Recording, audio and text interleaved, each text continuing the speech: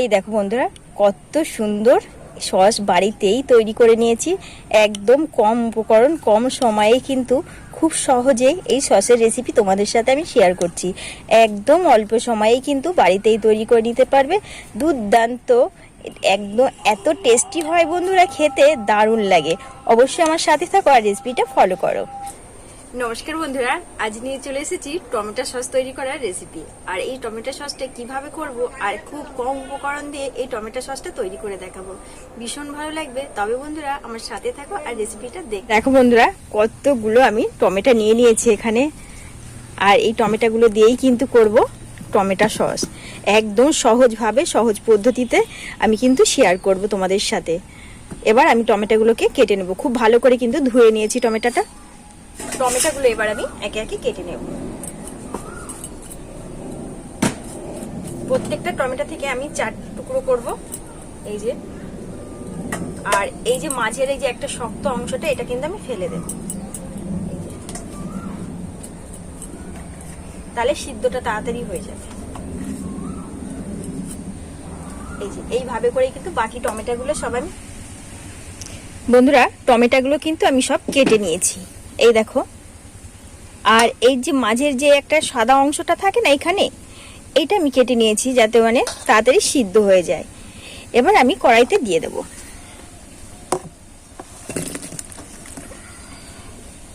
দিয়ে দেব কিছু পরিমাণে পেঁয়াজ কুচি,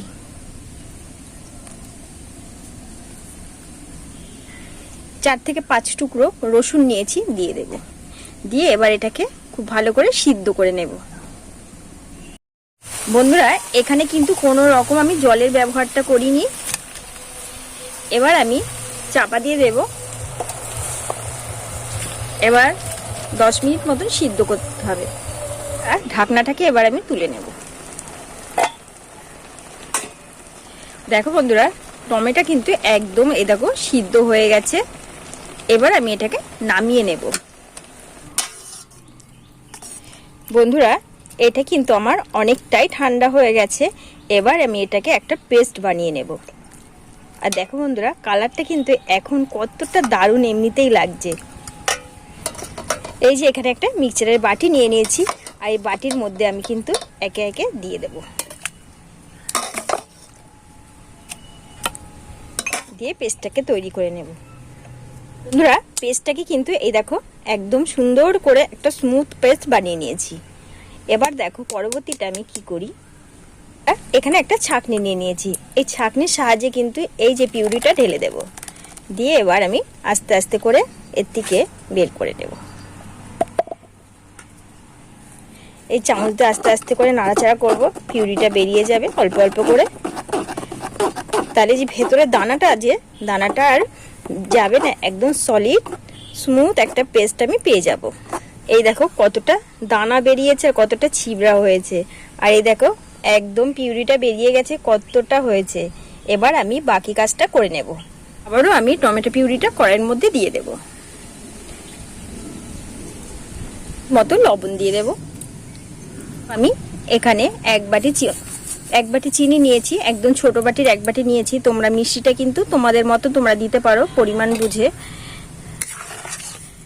এইভাবে করে কিন্তু আমি গরম করে নেব আর একটু জাল করব।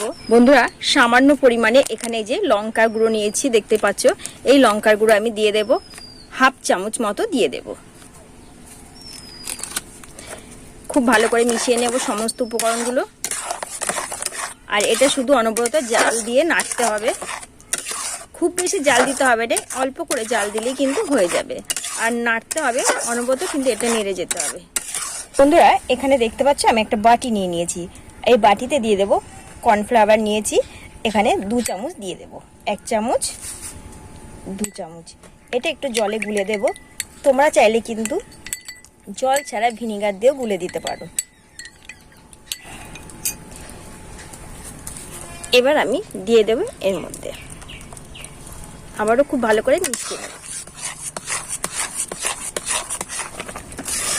বন্ধুরা, সসের কালারটা দেখো বন্ধুরা, কত দুর্দান্ত এসছে।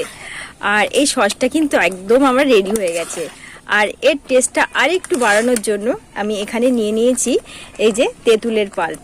এটা এবার আমি দিয়ে দেব এর মধ্যে। এটা দিলে কিন্তু এর স্বাদটা আর একটু দ্বিগুণ বেড়ে যাবে।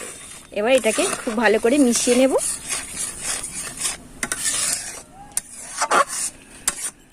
একদম কিন্তু এটা হয়ে গেছে। এই দেখো বন্ধুরা, কালারটা কিন্তু ভীষণ সুন্দর এসছে। এই দেখো বন্ধুরা, সসটা একটু তোমাদেরকে আমি চেক করে দেখাবো যে এর ঘনত্বটা কেমন হয়েছে। এই দেখো, দেখেছো এক জায়গাতেই কিন্তু দাঁড়িয়ে আছে। এই দেখো এইভাবে কাট করলে আস্তে আস্তে পড়ছে, এদিকে সরে আসছে, তার মানে একদম পারফেক্ট হয়ে গেছে। আমার সসটা রেডি হয়ে গেছে, খুব সুন্দরভাবে কিন্তু সসটা রেডি হয়ে গেছে। এবার কিন্তু সসটাকে নামিয়ে নেব। এই দেখো বন্ধুরা, সসটাকে নামিয়ে নিয়েছি, আর এটাকে একটু ঠান্ডা হলেই কিন্তু বয়ামে ভরে নেব। দুর্দান্ত স্বাদের আর এই টেস্টি সসটা আমি কিভাবে বানালাম বন্ধুরা, সবটাই তো তোমরা দেখতে পেলে। উপকরণ দিয়েই কিন্তু বানিয়ে দিয়েছি। আর দেখো বন্ধুরা, এর ঘনত্বটা এই দেখো কত সুন্দর পড়ছে, আর খুব সহজভাবে, আর খেতেই কিন্তু দারুণ লাগে এই সসটা। বন্ধুরা একবার আমার রেসিপিটা ফলো করে তোমরা বাড়িতে বানাবে আর সবার মধ্যে একটু শেয়ার করে দেবে। আর এই সসটা তো আমার একদম রেডি হয়ে গেছে। আর কালারটা দেখো বন্ধুরা, কত সুন্দর কালার এসছে। আর এই সসের মধ্যে আমি কিন্তু ভিনিগারটা মিশাইনি, কারণ এই সসটা আমার বেশি দিন যাবে না, এক সপ্তাহের মধ্যে আমার সসটা শেষ হয়ে যাবে। যারা দীর্ঘদিন রাখতে চাও সসটাকে, তারা কিন্তু একটু ভিনিগার দিয়ে রেখে দেবে, সসটা কিন্তু অনেক দিন ভালো থাকবে। আর এই সসটা কিন্তু আমার বেশি দিন যাবে না, খুব তাড়াতাড়ি শেষ হয়ে যাবে, এর জন্য আমার সস ব্যবহার করিনি ভিনিগারটা। আর খেতে কিন্তু দারুণ হয়েছে। দারুণ বন্ধুরা, খুব সুন্দর। আজ আমি এখানে রাখছি, দেখা হবে অন্য একটা রেসিপির সঙ্গে।